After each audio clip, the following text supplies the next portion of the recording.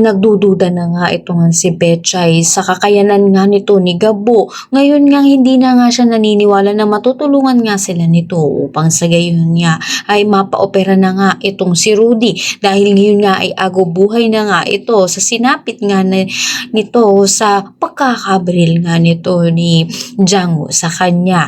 Kaya naman dahil dito didiskarte na nga si Betchay na lumapit kay Paquito upang sa gayon nga pumasok sa kanyang negosyo. Kaya naman naisipan ni Paquito na gamitin nga itong si Betchay laban nga kay Gabo, dahil alam nga niya na malaki ang magagamit nga nila sa tao na ito upang makapaghiganti nga kay Gabo. Sa kabilang banda naman nga ay magkakaroon na nga ng pagkakataon si Gabo na makuha nga ang 100,000 piso, dahil na nga rin nakaharap niya na nga itong si Tigre at kanya na nga itong dadalin kay Tatang, dahil upang sa gayon nga ay kapalit na nga ang salaping kinakailangan nga niya, at sa gayon nga ay mabawasan na nga rin ang masamang tao sa kanilang lugar, dahil nga ito nga ang pinakamalaki ngang isda na kanyang mahuhuli. Kaya naman pakatutukan na nga natin dito